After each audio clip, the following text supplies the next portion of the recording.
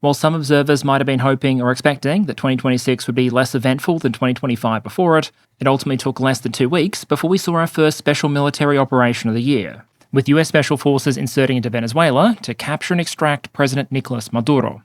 By military standards, this was a rapid operation, with just a couple of hours passing between the go order being given and Maduro and his wife being on the USS Iwo Jima. But I think it's fair to say the impacts of this raid are going to be felt for years to come. And so today, with the smoke starting to clear on the entire affair, I thought it was time to talk about it. Realistically, I'd argue there are at least 3 big elements to this story.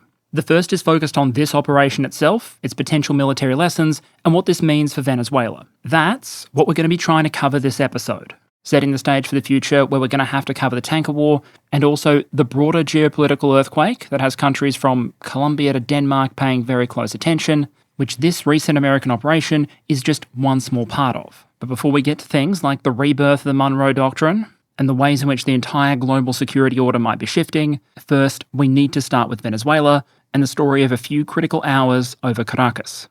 I'll briefly cover the prelude to the operation, what the United States deployed to the region, and what Venezuela should have had, at least on paper, to potentially counter it. Then walk through what we know of the operation itself, with a focus on some of those military-centric observations, including a few things that have come out of the satellite images that have been released, that I'm not sure have been adequately picked up in the media. Then we'll look at the aftermath, where the United States and Venezuela stand now, before switching over to some of the ways in which this arguably very much isn't over yet, introducing America's ongoing campaign of systemically touching other people's boats in the form of Shadow Fleet tankers, and what might now be next for Venezuela and its people. Before we jump into it though, let me throw to a sponsor. And so let me welcome back long-term sponsors of the channel, Private Internet Access. I think it's fair to say that 2026 is off to an interesting start. And I think it's at times confirmed that while we might occasionally think of our networks and digital environment as truly global, they can be very fragmented with more than a few rough edges. And so if you're looking to reduce risk without smashing up your modem and communicating entirely by carrier pigeon, then just like an armoured vehicle might try and combine good tactics, camouflage, armor plate, and an active protection system in order to maximise its chance of survival, you might want to layer different tools and practices together. Stay sensible with what you click and what you post, use strong passwords, embrace a healthy sense of skepticism, and then if you're like me, you might also want to add a VPN. With a click, what that can allow you to do is reroute internet traffic, change your publicly perceived IP address, and potentially shift how your activity is logged, with PIA advertising a no-logs policy, which they say has been audited and court-tested. Their server network is significant, spanning 91 countries in all 50 US states, and that network comes with the convenience of being available cross-platform, which might be handy given a single PIA subscription allows you to cover an unlimited number of devices. So if you're interested in a VPN with an open source code base that I've been using for some time now, the link in the description will give you access to an 83% discount on a 2-year subscription, plus 4 additional bonus months, covered by a 30-day money-back guarantee. And so with my thanks to PIA as always, let's get back to it. Okay, so before we talk about the operation itself, I do want to cover the build-up. Because while I don't think many people had a special operation to yoink a foreign head of state from their capital city on their bingo card for 2026, United States does something in Venezuela was probably giving much better odds. The US relationship with the government in Caracas going into 2026 was absolutely dismal. And what we saw through late 2025 was the United States steadily concentrate more and more military assets in the region. A significant clue, for example, was the arrival of the amphibious warfare ship Iwo Jima back in August 2025. Despite the potentially disarming name, Wasp-class amphibious warfare ships are in the same displacement category, about 40,000 tons, as some other nations' carriers. They can transport and support almost an entire Marine Expeditionary Unit. They can launch and recover F-35s. They're serious, high-cost assets, and if you're planning to deploy a force from ship to shore and back again, the Wasps or America-class vessels are the kind of things you might want in situ. But a couple months later, we saw an even more strategically significant asset arrive, the largest warship in the US Navy, the Gerald R. Ford supercarrier. The US released images of the Ford, packed with combat aircraft visiting US possessions in the region, and in mid-December, satellites were clocking the Ford in position between Puerto Rico and Venezuela. It's important to stress that even with the arrival of the Ford, this still didn't look like the kind of concentrated American force that might be capable of invading or occupying Venezuela. At least unless you have a very, very high opinion of what a few thousand Marines can accomplish, or a very, very low opinion of the Venezuelan defenders. What they were capable of doing, though, was bringing a lot of air and surface warfare assets to the table, parking a giant threat in being off the Venezuelan coast, and enforcing the evolving tanker blockade. In December, the US announced that it was going to move from simply sanctioning Venezuelan oil exports to actively blockading them. That meant tracking down shadow fleet tankers potentially being used to transport Venezuelan oil, boarding and seizing them. By the time the operation against Maduro played out, several seizures had already happened, while at the same time, satellite images were confirming that a lot of US special operations capability was now concentrated nearby. Two of the ships you can see in images on the right there are probably fairly recognisable: Ticonderoga-class missile cruiser and the Iwo Jima, which we discussed earlier. The one on the top, though, is an interesting one. That's the MV Ocean Trader, visually a converted civilian merchant ship, but as far as just about everyone is aware, a dedicated support ship for American Special Operations Forces, including additional communications gear and a helicopter hangar, which you can see in this image of the ship visiting Australia back in 2022. Defence economics observation here: this is one of the general advantages that a larger, better funded military, like the US or the PLA, can potentially have. If you're a smaller force, you're often going to have to focus on the basics, more generalist assets. But if you're large enough and the budget runs long enough, you can potentially afford specialist assets like this. So the US now had the largest aircraft carrier in the world, an amphibious warfare ship, special operations capability, a number of surface combatants, plus whatever forces they could project either from Puerto Rico or the continental United States itself. The question then, if the Americans decided to deploy some of that air and naval power, what did the Venezuelans potentially have to oppose them? And one of the reasons I think this question is important is because one of the conspiracy theories we'll start to unpack about this operation is that it was all too easy, that it was a setup. And I think some of the strongest evidence for or against that theory comes down to how much resistance you'd expect the Venezuelans realistically to be able to put up. In much the same way as if Canada absolutely destroys the United States in hockey, you might raise an eyebrow, but if they smash Australia, it's just Tuesday. Venezuelan military readiness is going to be part of the evidence for this being either match fixing or seal clubbing. Part of the problem here is just how opaque the Venezuelan military is when it comes to its capabilities. Military Balance doesn't even offer an estimate as to what the Venezuelan military budget actually is, de facto saying your guess is as good as mine. What we do have a reasonable idea of, though, is some of the hardware they theoretically had in inventory to oppose a potential US incursion. The fighter fleet was decent by South American standards, but suffice to say there was a bit of a qualitative gap between their frontline fighters and the likes of the F-22 and F-35. On paper, the Venezuelans had 21 Sukhoi 30s from Russia, as well as 18 F-16s from the United States, a legacy of different geopolitical circumstances. Readiness rates, though, are a massive question mark. A lot of those F-16s probably aren't operational, and another shortfall is the missiles those aircraft would have had available. The Sukhois do have access to a reasonable Russian missile, the R-77, but they are reliant on older radar. Interestingly, it's been rumoured for many, many years that Venezuela was interested in procuring a better fighter, the Russian Sukhoi 35. But despite discussions going all the way back to the Chavez era, a final deal never happened. And so when the American jets flew in last week, the qualitative gulf between the Venezuelans and the Americans would have been wider than it was between the Russians and Ukrainians back in 2022. Heck, given there were fifth gens like Raptors and F-35s apparently involved here, the qualitative gap was probably wider than it was against Iraqi forces back in 1991. At the moment, we don't have any solid evidence that Venezuelan jets were actually scrambled to respond to the Americans, and that might have been a big ask given how rapidly the operation played out. But if they had launched, I think the expectation should be the engagements would have been extremely one-sided. Think less dramatic dogfights and more a game of one-sided blip hunter. One imagines the Venezuelan pilots and commanders probably knew that, so even if they'd had adequate warning, might have been reluctant to launch their valuable aircraft in what would likely have been a bit of a charge of the light brigade manoeuvre. A bigger risk from the American perspective then would have been Venezuela's ground-based air defense systems, primarily Russian by manufacture, that were mostly purchased back in the Chavez era before the Venezuelan economy underwent critical existence failure. Venezuela reportedly had an estimated 12 units of the S-300 VM, a mobile long-range air defense system, 9 modernised versions of the Russian book, and a whole bunch of launchers, around 44, for the older S-125 Peshora.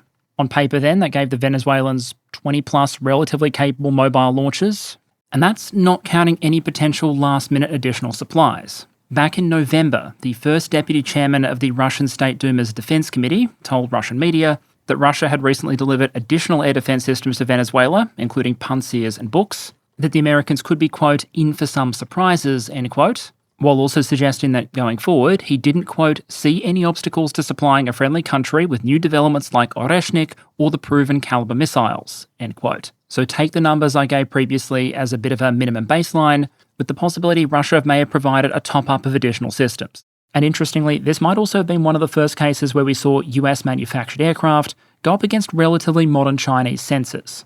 Many claims here seem to relate to the JY-27 radar. the latest versions of which have been described by some media sources as a capable anti-stealth radar system capable of detecting aircraft like F-22 and F-35.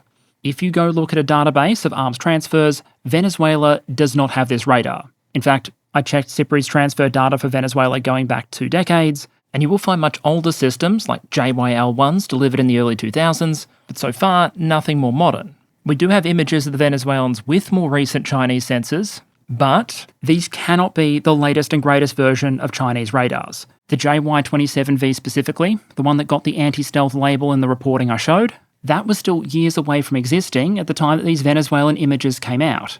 These were likely older versions that the United States already had years of familiarity with. And even if these older systems had been up to the task, at the end of the day, radars don't shoot down aircraft. Missiles do.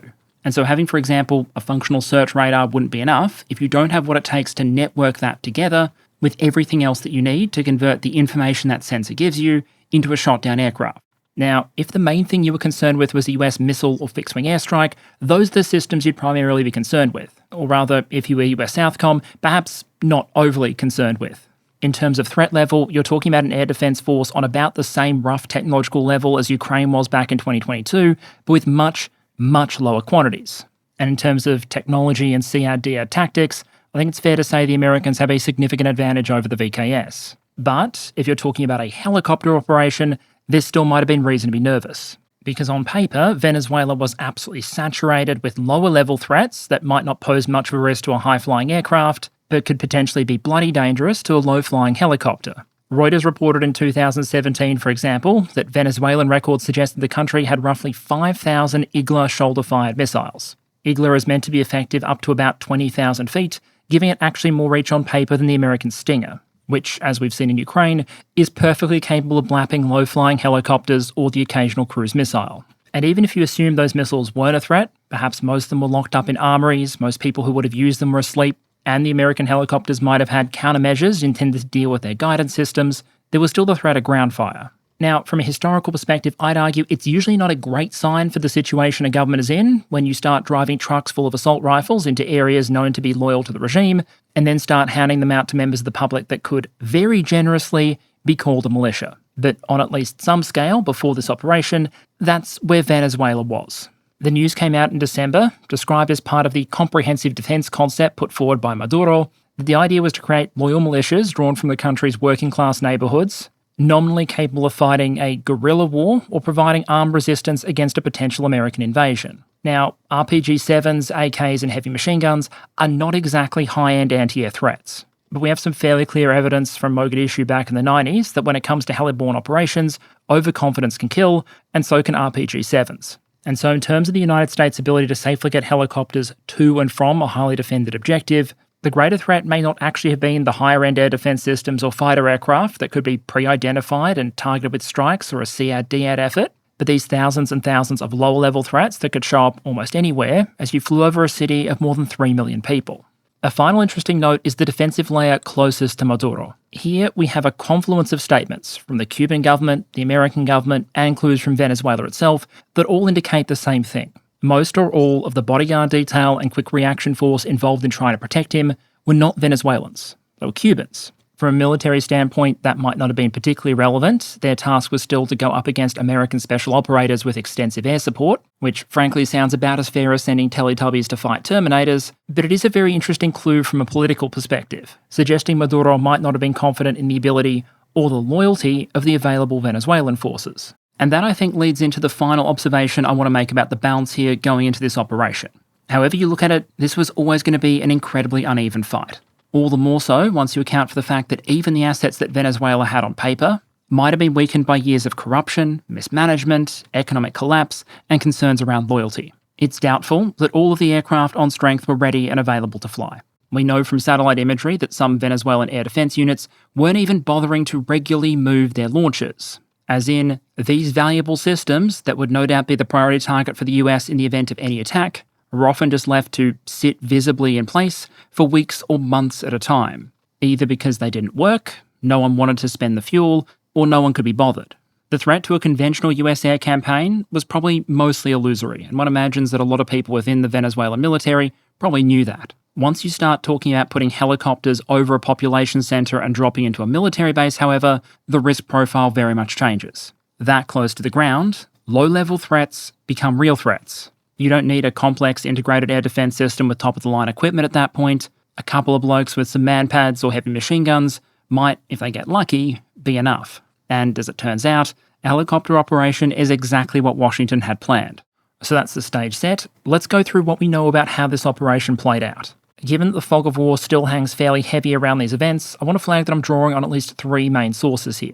On one hand, what the Venezuelans have said about it. Secondly, what we can see in the released video and satellite images. And three, the American description of the operation as provided by Chairman of the Joint Chiefs, General Dan Caine. The reason I'm focusing on Caine's account is that so far, it's the most complete, most precise, and more consistent regarding the operation than we've heard from many US political figures. It is of course possible that any of these sources, even the satellite imagery, is potentially deceptive here, but I reckon between them, they give us a reasonable picture of what we know or at least suspect so far. Based on what we've been told so far, this all started, as you might expect, with a sustained intelligence effort. General Caine indicated that by early December, the American intelligence community had enough information on just about everything, from Maduro's daily habits down to the names of his pets, to the point where the Pentagon felt it had what it needed to execute this kind of operation if it was called on to do so. CNN went further, claiming the CIA had covertly installed a small team into Venezuela itself over summer to track Maduro, and that a source operating within the Venezuelan government had cooperated in the process. There is historical precedent for both of those claims, although I'll note the source credited here is anonymous. One interesting element of this intelligence picture that hasn't been covered as extensively is what assessments US intelligence might have done of what would happen in Venezuela if Maduro was removed. The intelligence Caine is talking about is mostly operational and enabling in nature, stuff that will allow the US military to pull off this mission if necessary. But often you'd expect a decision like this to be shaped not just by the probability of success, but also what you expect to achieve if you do succeed. Suggesting to me the decision to ultimately launch this operation represented a gamble, informed or otherwise, that whoever replaced Maduro might be strategically preferable for the United States. The next interesting thing we were told was that this was a trigger-based operation. That is, a decision to be made in principle in Washington that this is something they wanted to do, and what they were waiting for was a set of conditions to align to finally go ahead. Trump indicated they might have wanted to go multiple days earlier, but they delayed and delayed. The key trigger described so far was the weather, although I suspect this was a tad more complicated than a one-tick-box exercise with meteorology holding the pencil. You can imagine the US being concerned with where Maduro was at the time, for example, because he reportedly changed locations frequently. You go a few days earlier, and you would have risked American helicopters going over Caracas not just in bad weather, but also in the midst of New Year's celebrations.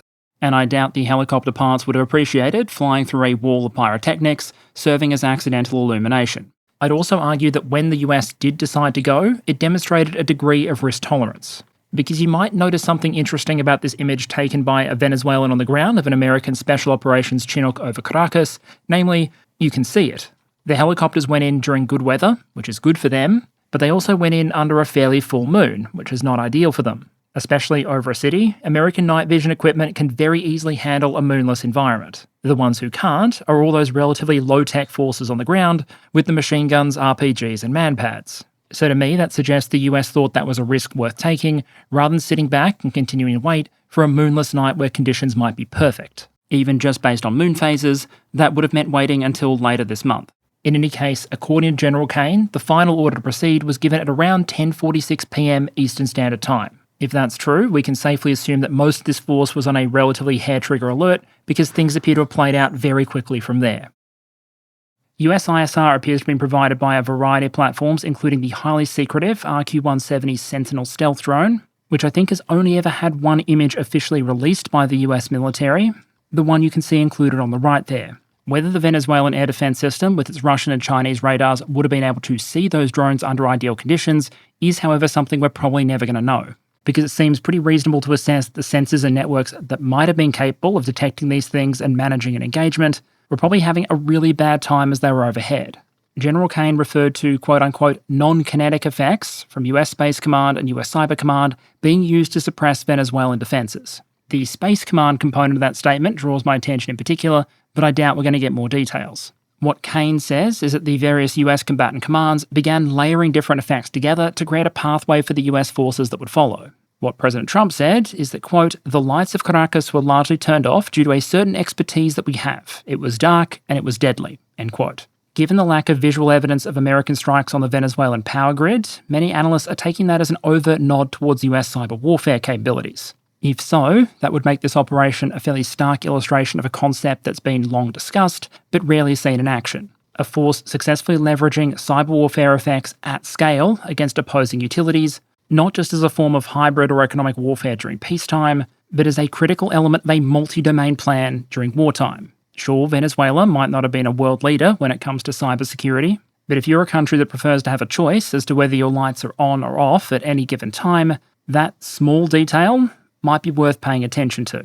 After those non-kinetic effects were used to set the right conditions, it appears the US fixed-wing component and missile strikes went in. And based on what General Caine said, the US threw just about every known tool of American air power at the problem that it could. He stated, quote, "In total, more than 150 aircraft, bombers, fighters, intelligence, reconnaissance, surveillance aircraft, and rotary wing were in the air last night. The protection force included F-22s, F-35s, FA-18s, B-2s, B-1s, other support aircraft, as well as numerous remotely piloted drones." What I take from that is that while the Venezuelan Air Force and air defense inventory was relatively limited, the American planners appear to have treated it with utter respect. They jammed and degraded those systems, and then kicked in the door with stealth aircraft and specialised munitions.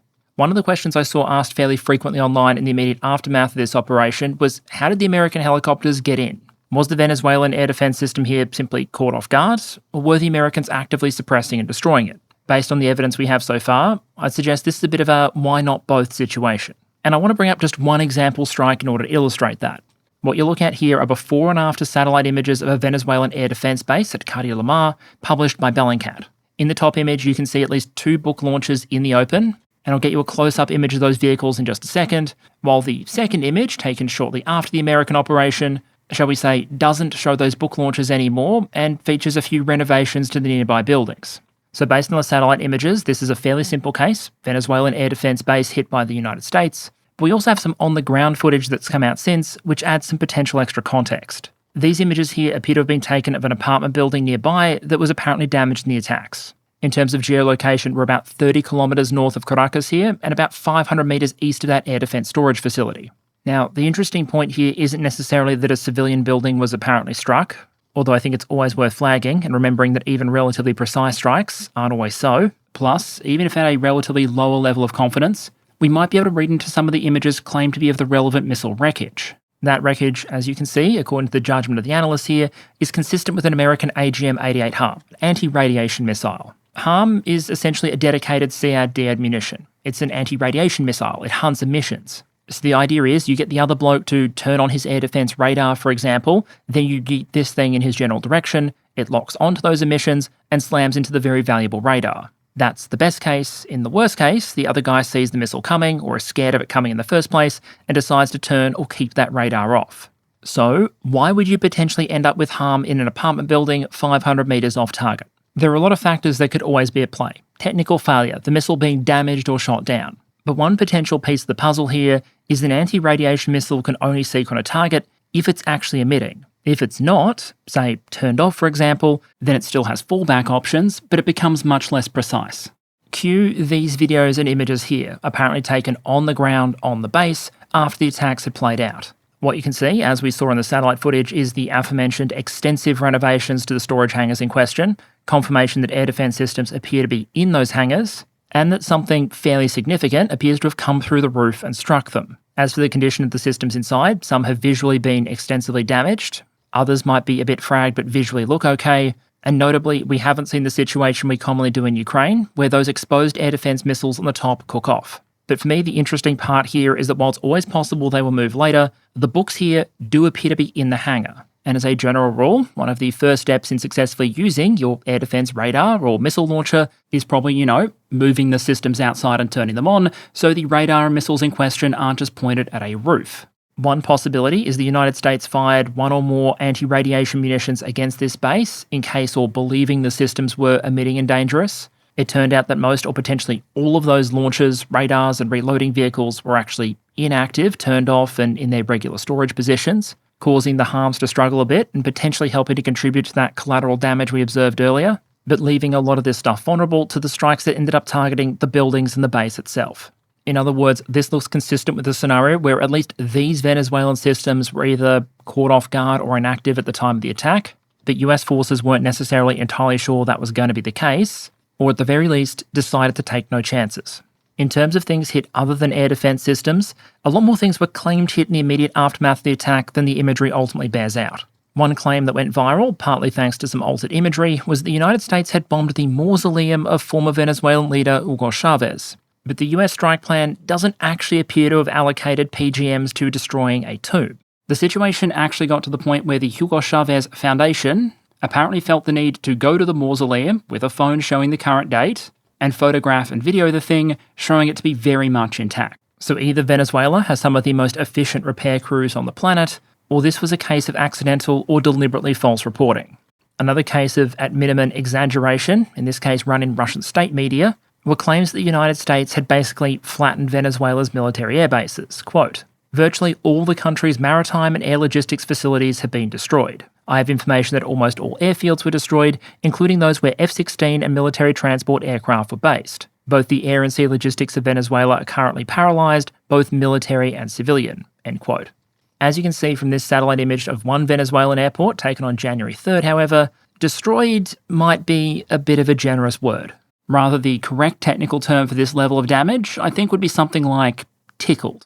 As for how many Venezuelan aircraft might actually have been destroyed on the ground, at the moment we still don't know. The Venezuelan government hasn't reported any, we don't have images of any, and we do have video claimed to have been taken on January 3rd after the attack showing at least some of Venezuela's F-16s and Sukhoi 30s flying.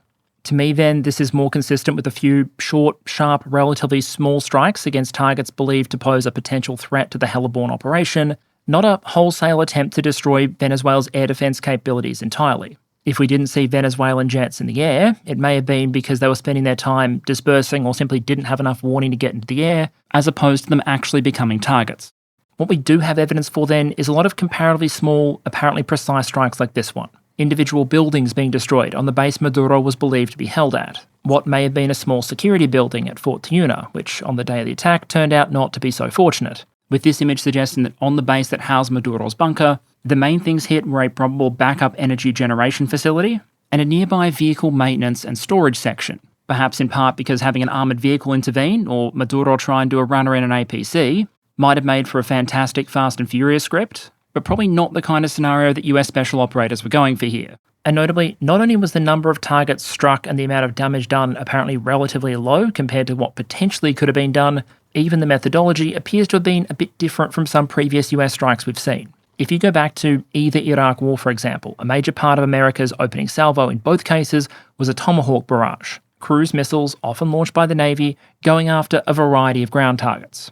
In this case, the reporting doesn't seem to point to a mass cruise missile barrage, and I haven't seen anyone report any telltale signs of one in the satellite images we've got so far. What we do have evidence for, courtesy of a number of Venezuelans recording on the ground, is a potential first-time combat employment or near first-time combat employment by the United States of a new weapon system. Here, let me play a short clip, and if you've watched a lot of footage come out of Ukraine, you might hear what I mean.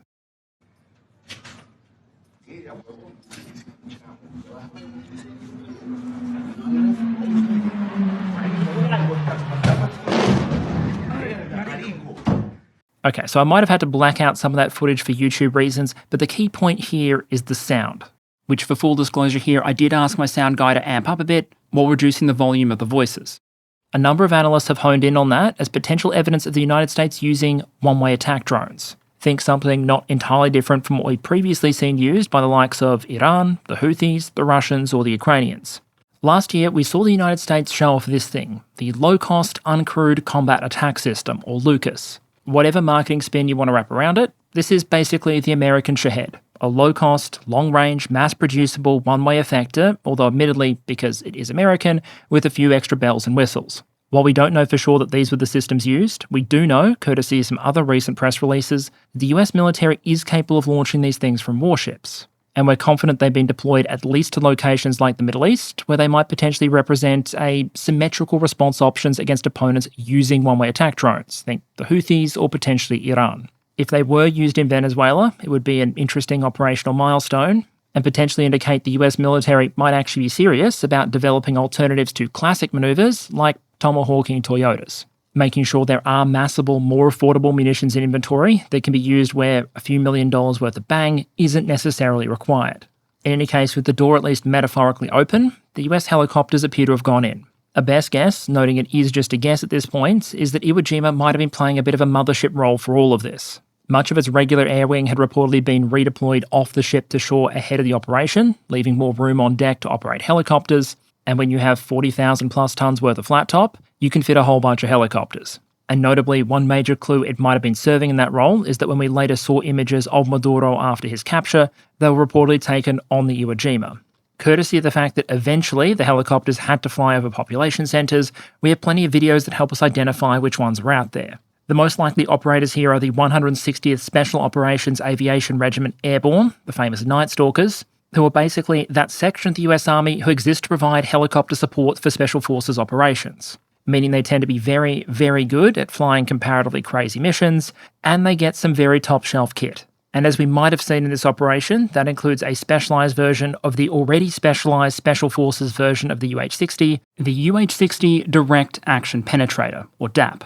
The DAP is a utility helicopter in the same sense that the Batmobile is technically a car. The basics are still the same, but clearly some very smart people with a no-limit credit card have gotten their hands on the thing in order to bling it up. Compared to your standard base model UH-60, the DAP is going to have better sensors, better countermeasures, and those wings coming off the side that can mount a whole bunch of bang, turning the thing into a Special Forces gunship. Why would you turn a Black Hawk into a gunship rather than, using a gunship? Well, unlike a lot of dedicated gunships, the MH-60 comes with a boom for mid-air refueling. And if you hypothetically happen to be a Special Forces aviation unit that already uses the Black Hawk extensively, then having a version like this means you can have your own organic gunship option without needing to train on, sustain, or integrate an additional platform. The DAP is going to be able to keep up with the other Black Hawks, be maintained by the same people as the other Black Hawks, with the main difference being its tendency to carry ordnance rather than people. And also note that it represents a very different approach on how to get special operators to target and back than we saw in, for example, the Osama bin Laden raid. In that case, we saw stealthy versions of the UH-60 designed to sneak in and out. If you bring the DAP, you're relying comparatively less on not being seen, and more on your ability to remove or suppress anything that might do something about it when you finally are seen. According to the reporting we've seen, the helicopters made it to Maduro's location at about 1 a.m. Eastern Standard Time, so we're now about 2 hours 15 minutes after the go order was reportedly given. Special operators and potentially some US law enforcement personnel were dropped in, a gun battle played out, while Maduro and his wife were both grabbed, put on new helicopters, flown back to the USS Iwo Jima, where they reportedly landed at about 3:29 Eastern Standard Time. From go order to completion, it wasn't quite the 3-hour special military operation that's commonly being claimed, but at a bit under 5 hours, even if you count the go order as the starting point, some might argue it was close enough. Okay, so before we move on, a few high-level observations about the operation. The things that if you're a military-centric observer, you might be paying attention to, even if it's still very early in the process here. Firstly, a comment on the scope of the US strike effort. Because from what we can tell so far, it was pretty laser-focused on just air defense assets that could potentially pose a threat to this mission, rather than representing any kind of wider effort to degrade the capabilities of the Venezuelan military more broadly. If you look at the geographic distribution of the confirmed targets, it's a mixture of air defense installations on the way into the air defense complex, a communication array nearby, the proximate La Carriota airbase, and an airport further to the east. And even at those locations, target selection often appears to be pretty narrow. This image, for example, taken of the port that was struck about 2 days after the US operation, shows, according to the CSIS, quote, damage localised to a single pier with 2 warehouses. The target point was between the 2 warehouses where a Book M3 air defence missile system was reportedly located. Notably, the United States did not target the main loading and unloading docks at the port, nor the Venezuelan naval ships docked approximately 700 metres to the west. Essentially, the US was hitting this target anyway, and if they wanted to, it wouldn't have been that much additional effort to knock out some Venezuelan naval assets in the process. But the only thing they appear to have gone after is that air defence system that potentially could have posed a threat to the operation.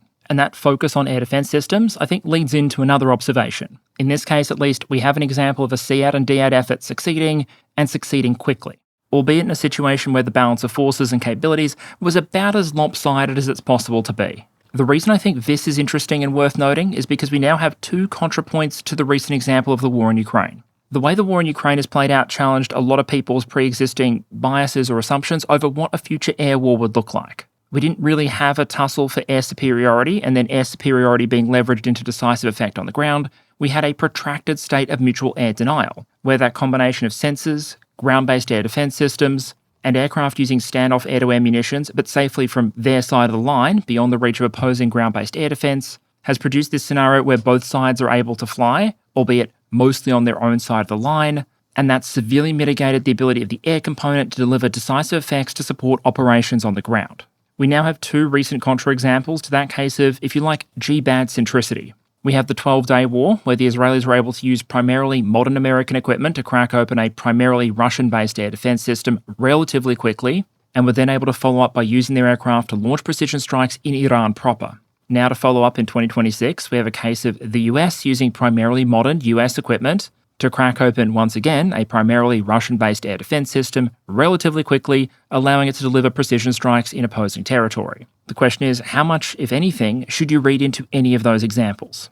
My argument here would be that while the technological balance might change over time, some of the balance here is just driven by physics and fundamentals. All else being equal, munitions being deployed by high-flying aircraft are always going to have a significant energy advantage. They're being launched in thinner air, gravity is on their side, and they can get a velocity assist from the launching platform. Ground-based missiles are obviously going to have to start from, the ground. Aircraft are also much more mobile, so it might be easier to rapidly switch them, redeploy them, concentrate them, or leverage them against weak points in your opposing defense system. But a smart air defense planner is going to know that not all of the advantages go one way. Ground-based systems are easier to conceal, easier to produce decoys for, much easier to harden, and they have the advantage of caring a lot less about weight and form factor.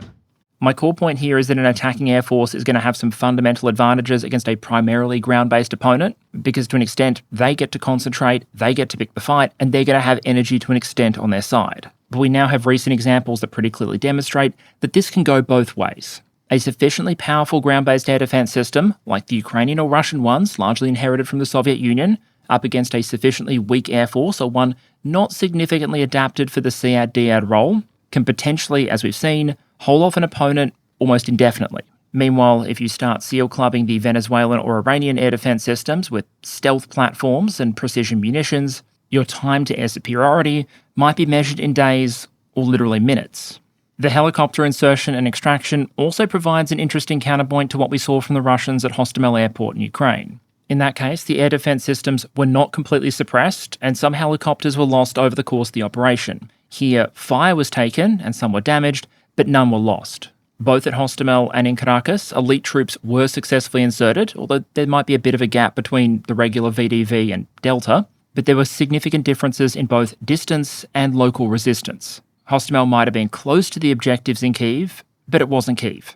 That distance became problematic because Ukrainian resistance stiffened quickly. Not just National Guard who were normally stationed at Hostomel, but anything else the Ukrainians could throw together as fast as they could throw it together, which made life complicated both for the Russian relief forces attempting to push up to support the paratroopers, and any hope the Russians had of proceeding from Hostomel into the centre of power itself. Meanwhile, in Venezuela, the American operators were apparently able to insert directly onto the objective, grab their target, and get out again. And while there was some resistance, the balance of forces at the critical point appears to have been very much in the US favour. So you could argue, despite what we've seen over several years of war in Ukraine, helicopter assaults might still be on the menu, just potentially only in situations where you're able to bring this kind of disparity of force to bear. And you're willing to accept the inherent risks.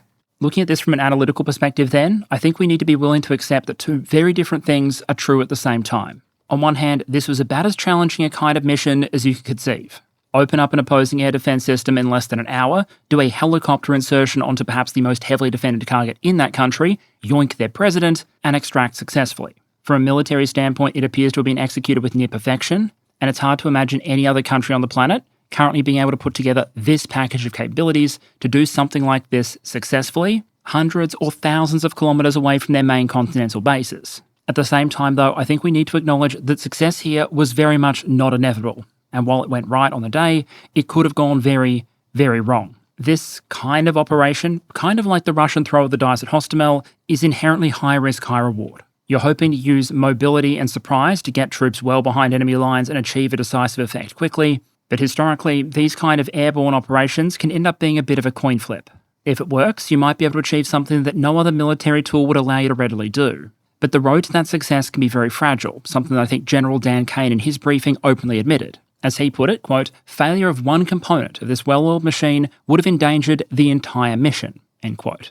And while you could come up with plenty of hypothetical ways that a failure could have occurred, I think even just the evidence we do have is enough to illustrate two moments during the mission where it became a bit of a close-run thing. The first is this moment here, which was caught on video. What appears to be a man-portable air defence system being fired from the ground, presumably against the American helicopters, although in this case, it doesn't appear to have worked particularly well for the operator. The missile does appear to launch, but we know it didn't succeed in bringing down a chopper. That might have been because the missile failed. It might have been because the helicopters in question were equipped with state-of-the-art countermeasures and they did their job. Maybe it was operator error, maybe it was some combination of all of the above. Either way, the missile doesn't appear to have done its job, and a few moments after launch, the armaments on the American helicopters appear to have done theirs. As we know from Ukraine and other engagements though, those kind of missiles are capable of bringing down helicopters. Countermeasures don't always work. And so if this launch had gone differently, or if there had been more launches and they went differently, it's easy to imagine a scenario where an American helicopter might have taken a hit. And in fact, as it is, we've been told that at least one American helicopter did take a hit. According to the article on the right there, citing its own sources, as the American helicopters approached Maduro's compound, one of the Chinooks was hit and the flight leader was wounded. Quote, "The flight leader, who also planned the mission and was piloting the Chinook, was struck 3 times in the leg," said current and former US officials who spoke on a condition of anonymity to discuss sensitive matters. End quote. That potentially could have been a moment of disaster, but in what I imagine might be a medal-winning performance, apparently it wasn't. Quote, "The flight leader, with the help of their co-pilots, stuck the landing, disgorged the commandos inside, and guided the aircraft back to the warship Iwo Jima off the Venezuelan coast. The flight leader, whom the Pentagon has not identified for security reasons, suffered serious injuries, but is recovering at a hospital in Texas, along with one other soldier, the military said on Tuesday." End quote. So we have a case of someone being wounded multiple times in the leg and still managing to land their helicopter, take off again, and then fly it back to the ship. If that's an accurate description of what happened, I think the appropriate technical term here is mammoth effort. But given the mechanics of a chopper and the limits of human anatomy, this might have been one of those situations where success or failure and the path of history ultimately came down to a matter of inches in terms of where those rounds or that fragmentation went.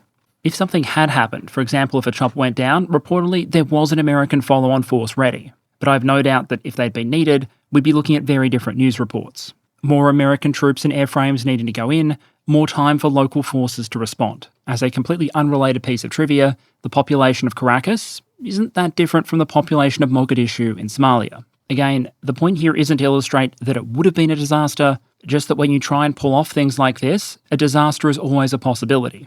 With something like this, if you want a clean win, it's often not going to be enough to be the best. It's not going to be enough to be lucky. You're going to have to bring your best to the game and hope the luck follows. In that respect, I'd argue this US operation illustrates what's possible. And one imagines there are a lot of leaders around the world right now that might be waking up just that tad more nervous because of what the likes of the Night Stalkers and US Air Force have proven they're capable of doing. But I'd be cautious about expecting that the US is going to be able to repeat this experience or will try and repeat this experience again and again and again. Because there is all the difference in the world between success being possible and success being inevitable. And when it comes to deterrence and public perception, you're often only as good as your last game.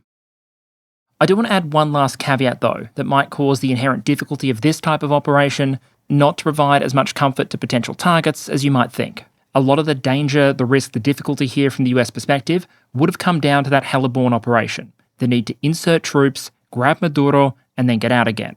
If the objective hadn't been to capture him, one imagines it would have been significantly militarily simpler to drop a couple of bunker busters and call it a day. So while it might be very reasonable from a military perspective for a country to put in place the kind of defences that might be able to hold off a heliborne assault or at least add to the risk of one, the question might become, is that likely to deter an operation entirely? Or is it likely to push Washington or whoever is launching the strike to take a more politically and diplomatically expensive but militarily simple option instead? But here's the thing. All of that analysis relates to the military operation itself. How the US managed to get helicopters into basically the most heavily defended part of Venezuela, yoink Maduro, and then get him back onto a US warship within a handful of hours without suffering any KIA in the process. Clearly, from a raw military perspective, that was fairly impressive. The natural next question to ask, though, I think, as the world started to wake up the next day, is what now? Because as hard as military operations like this can be, it's often going to be the political realities of the day after where the hard part actually starts. And frankly, a lot of the coverage the day after seemed to miss that.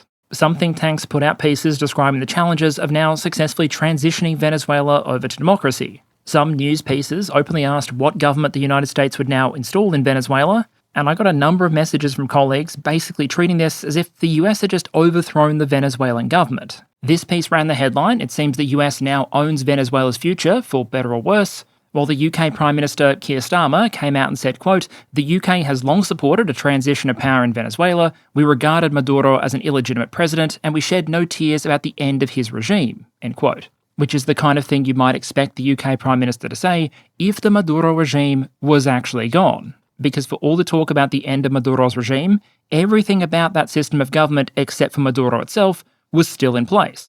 That sentiment broadly aligned with one of the first statements we got from President Trump after the operation was complete, which was that for the immediate future at least, the United States would be quote-unquote running Venezuela. Some of the coverage I saw after that statement focused on the morality or the legality of the United States going in and saying they now ran the place. But to me at least, a lot of those discussions felt like not just putting the cart before the horse, you were putting the cart before the invention of the bloody wheel. It might sound obvious when put like this, but nations don't tend to operate like an army of bloody droids. You can't just capture the leader or destroy the control ship and have everything else go dead. Mission over. The day after the operation, the US had Maduro in custody, but they weren't occupying Venezuela. And so it wasn't immediately clear what running the country might mean in a context where there were no American troops on the ground and the existing government was still very much in place. You can argue things became even murkier in rapid succession when US officials at once seemed to sideline the head of Venezuela's democratic opposition, Nobel Prize winner Maria Corina Machado, who President Trump reportedly described as, quote, not respected, end quote, inside Venezuela. But at the same time, the US started describing the Venezuelan government that was in place as the country's, quote, interim authorities, end quote. That seemed to imply a plan to transition away from what had been Maduro's government, but with the opposition leader sidelined, it wasn't immediately clear what that transition would be to. And as the former US ambassador to Venezuela under the George W. Bush administration put it, quote, they've kept the dictatorial regime in place without the dictator. The henchmen are still there, end quote. That comment might be directed at a range of figures, including the two on the right there, neither of which were targeted by the US operation. Interior Minister Cabello on the left and Defense Minister Lopez on the right. Essentially, it seemed like the US operation might have removed Maduro, but not the blokes with all the guns who'd kept him in power in the first place. And soon afterwards, as the smoke was still clearing in some places, rather than the government in Caracas going to negative 100 war score and immediately surrendering, they did the kind of thing that you imagine almost any other country, including the United States, would do if someone suddenly yoinked the president. They got the Maduro government's vice president, Delcy Rodriguez, and swore her in as interim president. So from the outside looking in, not so much regime change as a mild regime shuffle. These remaining officials in Caracas, including Rodriguez and the defense minister, initially seemed defiant about the prospect of any regime change. Rodriguez insisted that Maduro was Venezuela's only president. The defense minister insisted the country would resist any attempt to bring in foreign troops, and US officials were insisting they were not at war with Venezuela. None of which, except perhaps the last part, declaring war has kind of gone out of fashion, really feels consistent with a conventional picture of what a regime change operation might look like. In the days that followed then, we started to get a bit more of an idea of what the US plan might actually be. US Secretary of State Marco Rubio reportedly briefed US lawmakers on the plan for what came next. He's reported to have set out a three-stage process: stabilising the country, help it recover, and then undertaking a political transition. While many of the details are still about as clear as a North Korean minefield, there are two key elements that did appear to come out of that and other briefings. Firstly, at least for now, the US appears to be focused on working with what's left of Maduro's government, so all of it except for Maduro himself, rather than trying to switch the focus to the Venezuelan opposition leaders, which are the ones that legally, remember, the United States actually recognises as the legitimate leaders of the country. The second element relates to a plan for Venezuela's vast oil reserves. There appear to be two main concepts of this plan, one about control and the other about investment. On the control side, what the White House has indicated they intend to happen is for, instead of trying to stop Venezuela selling its oil entirely, resulting in it trying to ship oil admittedly at a discount through the shadow fleet to a variety of customers that might be considered American rivals or competitors, think Cuba or the People's Republic of China. Instead, the United States wants Venezuela to accept the United States as a kind of middleman. Officials have said to start with, Venezuela would provide between 30 and 50 million barrels of sanctioned oil to the United States, which the US would then sell at market rates rather than discounted sanctioned rates, with some of that revenue, a question mark over how much, going back to benefit Venezuela itself. The strategic attraction there for the United States is probably obvious. They gain the power to potentially redirect Venezuela's oil exports away from countries they don't want getting access to it towards those they potentially do. They'd also get control over a vital financial lifeline that the government in Caracas desperately needs to hold the country together, which could pretty clearly be used as a kind of leverage. And Energy Secretary Wright said as much, saying, quote, "We need to have that leverage and control of these oil sales to drive the changes that simply must happen in Venezuela," end quote. And of course, there's the monetary value of the oil itself. 50 million barrels of oil at current market rates would go for very roughly $2.8 billion US. But as I said, we're still pretty short on details at this point. US Energy Secretary Wright has stressed that, quote, "We are not stealing anyone's oil," end quote, while Rubio described the objective here as dispersing money, quote, "in a way that benefits the Venezuelan people, not corruption, not the regime. So we have a lot of leverage to move on the stabilisation front," end quote, which might suggest the primary goal here is coercion and stabilisation, not generating a major financial return for the US Treasury. By contrast, Democratic Senator Chris Murphy stated of the plan, quote, "They are talking about stealing Venezuelan oil at gunpoint for a period of time undefined as leverage to micromanage the country. The scope and insanity of that plan is absolutely stunning," end quote. So I think it's fair to say that US bipartisanship is alive and well on this issue. The other part of the proposal appears to be large-scale US investment in rebuilding Venezuela's energy sector. President Trump went on TV and indicated an expectation that US oil firms were going to invest heavily in the country. Quote, "They're going to go in, they're going to rebuild the whole oil infrastructure. They're going to spend at least $100 billion, end quote.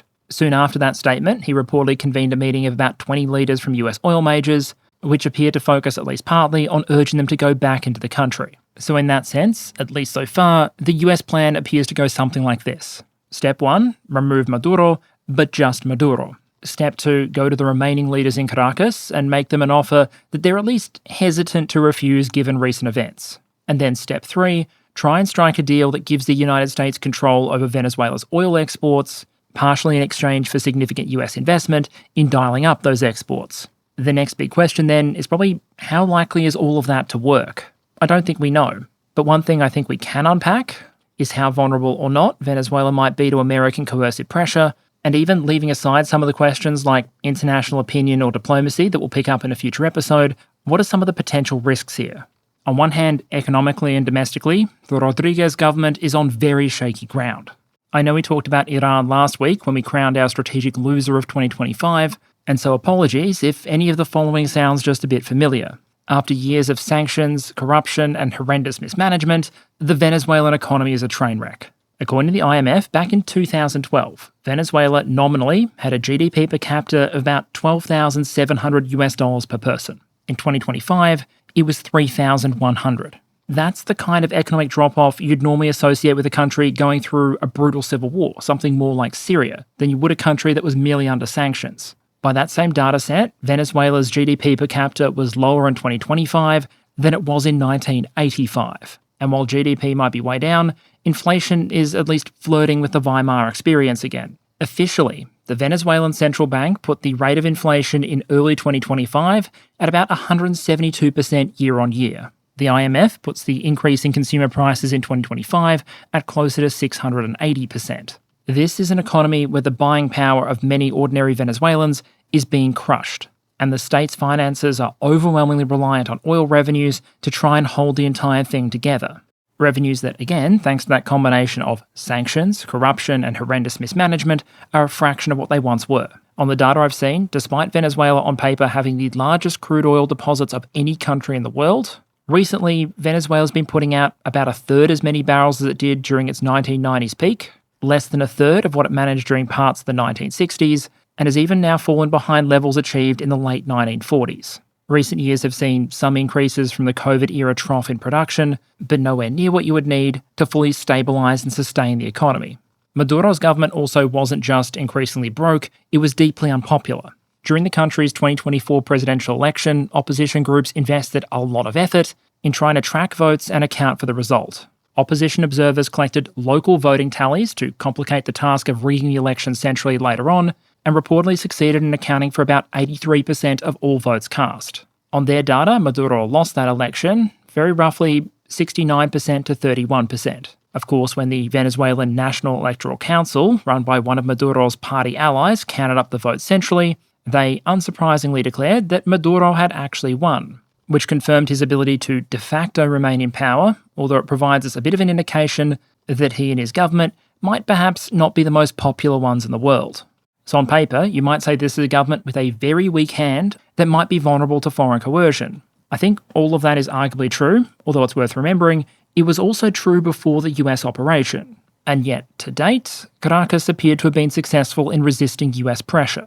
The gamble then appears to be that even more coercive pressure, coupled with removing Maduro himself, might be enough to tip the balance. Put the new interim president in a position where she feels she has to accept a deal that could potentially throw the country an economic lifeline at the expense of losing control over the country's oil exports. Which brings us to, from Washington's perspective at least, one of the major risks of this kind of approach. What you are talking about here is a coercion and incentive-based strategy, carrot and stick. And in that kind of model, you line up the incentives for complying, the implied threats if they don't, and expect your opponent will come to agree to your terms.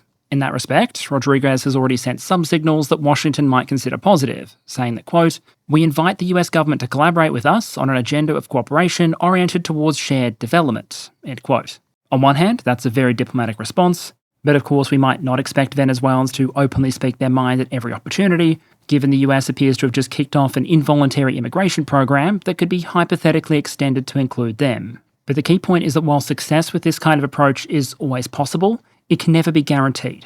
It's always possible as a major power or a corporate leader to put a competitor in a position where you think they should agree, and your plan runs into a brick wall when instead they say no. What if the remaining leaders in the Maduro government don't agree to play ball? One imagines the plan probably isn't to tell the US military to go repeat the near impossible again and again, and keep yoinking leaders until the process of musical chairs finally yields you someone who'll cooperate. One answer would be additional economic and potential military pressure. That's something Washington has threatened. But that can only ever incentivize compliance. Without boots on the ground, it's hard to force it. Perhaps even harder if at any point the refusal takes a form more complicated than an outright no. The leadership in Caracas could, for example, make all the right noises, while diplomatically in the background, dodging, ducking and weaving, trying always to look like they were complying or about to comply, while at the same time trying to entrench and consolidate their power. And so I think the extent to which Rodriguez and her government will comply with US demands going forward is still an ongoing and open question. Similarly, in order for this plan to work as stated, you need US oil majors to be willing to put up a lot of capital in order to rebuild the Venezuelan oil sector. That also is a long way from guaranteed. To paraphrase the CEO of ExxonMobil, from their perspective, they've already lost their shirts in Venezuela twice, with nationalizations and sanctions wiping out significant investments. He reportedly described Venezuela currently as, quote, uninvestable, end quote. And so it remains to be seen how the White House plans to get these companies to put serious capital on the table, and what the plan is if, again, they say no. Or perhaps more likely in the current environment, yes, but, followed by a string of asterisks, caveats and exceptions that in practice might end up translating to a longer and more polite no. And so more than a week on from the US operation, we're still very much in we'll see territory. The US has pulled some of its forces out of the region. US State Department officials are back in Caracas, and the authorities in Venezuela have said they've restarted the exploratory process for re-establishing ties with the United States. But the entire situation is still deeply uncertain in terms of what the US will demand, what Caracas will offer, and whether future negotiations here are going to veer more towards the verbal or the kinetic. And indeed, as all that plays out, in some respect, the military side of this confrontation is still continuing, most notably in the form of what I'm calling the ongoing tanker war, which is something we'll discuss in the near future. But for now, leaving aside for a moment all of the wider geopolitics and the implications for things like international relations or international law, where do things currently stand in Venezuela after the US operation? And are we able to identify any immediate strategic winners or losers? In terms of status, the phase to watch now are the negotiations between Washington and the government in Caracas. It's one thing to say that discussions have kicked off, but even when two friendly countries are negotiating, the devil can often be in the detail. The US has reportedly pulled some military assets away from Venezuela, which might indicate confidence that negotiations are at least going somewhere, but we haven't seen a wholesale dismantling of the military buildup. And so the possibility remains open that this could escalate back to a kinetic phase, even on relatively short notice. In personal or strategic terms, you could argue this situation has already generated a couple of potential losers. Firstly, Maduro himself, for whom a US prison cell is probably a slight downgrade from his accommodations in Venezuela. Then you have, for example, the Cuban government, who for years have relied on the Venezuelans, for example, to help prop up their energy supplies. Meanwhile, the implications for Russia are a tad more contested, but at least in terms of prestige, this is arguably another hit for the Kremlin and its credibility as a security partner.